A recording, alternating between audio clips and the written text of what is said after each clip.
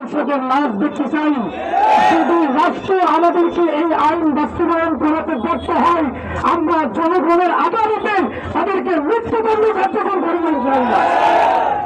সংগ্রামী তৌহিদি জনতা, আমাদের মাঝে অনেক ওলামায়ে আছেন, শুরু থেকে বারবার বলতেছি আমাদের এই প্রোগ্রাম বাস্তবায়ন করতে গিয়ে মাওলানা হাবিবুল্লাহ উসমানী, আমাদের হানিফ ভাই, আমাদের শাহেদ মেহরাজ ভাই সহ যারা সহযোগিতা করেছেন সবাইকে মোবারকবাদ জানাই।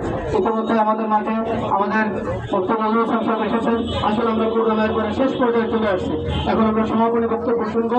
সমাপনী বক্তব্য রাখছেন তিনি আমাদের প্রক্রিয়া সাথে গতকাল সন্ধ্যা থেকে প্রশাসনের অনেক ঊর্ধ্বতন ব্যক্তিবর্গের হুমকি দামকে উপেক্ষা করেছেন।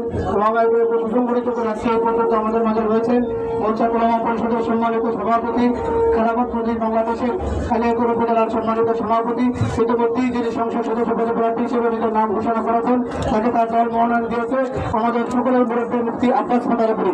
সমাপনী বক্তব্য রাখছেন হযরত মাওলানা মুফতি আব্বাস মাদারীপুরি।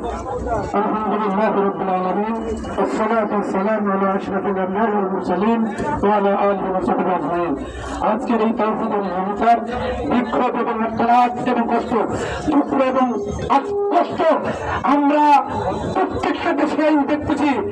বাংলাদেশে ইতিমধ্যে 11 বছরে 114 জনের নামে মামলা হয়েছে, যারা 144 জনের নামে মামলা হয়েছে, যারা বিধর্মী স্কুলের সদস্য মুসলমানদের মেয়েদেরকে টার্গেট করে তারা নির্যাতন করেছে, জুলুম করেছে এবং ধর্ষণ করেছে। আমরা আজকে এখানে তার নামে আমরা মামলা করেছি, ওলামায়ে কেরাম দিয়েছে, প্রথমে মামলা নিতে চাইনি, পরে মামলা নিতে বাধ্য হয়েছে। প্রশাসন আমাদেরকে হেল্প করার জন্য অর্ডার দিয়েছে, আমরা তাদেরকে ধন্যবাদ জানাই। তারা যদি এটা মনে রাখে, তাওহীদের জনতা যদি খেতে যায় তখন আইন কি আর আইন কি না এটা কিন্তু তারা দেখবে না। আমরা না, জনগণের নবীন বুঝতে হবে যে এই জনগণ 24-এ হাসিনার মতো শক্তিশালী সরকারকে দেশ থেকে চালিয়েছে।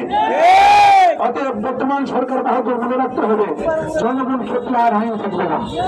যদি এই মামলার আসামির ফাঁসি কার্যকর না হয়, এই তাওহীদি জনতা কিন্তু আমার কয়েকজনকে ফাঁসি পাবো না। এজন্য আমরা আশা রাখি এটা জনগণের এই প্রত্যাশা প্রশাসন জানবে এবং তাদের উদ্বোধন কর্মকর্তাকে জানাবে এবং আমাদের যোগদানের মধ্যে আমরা কর্মসূচি ঘোষণা করবো। আজকে আপনারা যারা এখানে আছেন, মিডিয়া প্রিন্ট এবং সাংবাদিক সহ তাওহীদি জনতা সহ সকলকে ধন্যবাদ জানাচ্ছি। মোর্চা ওলামা পরিষদের পক্ষ থেকে, বিভিন্ন রাজনৈতিক সংগঠনের পক্ষ থেকে সকলকে আমরা ধন্যবাদ এবং মোবারকবাদ জানাচ্ছি।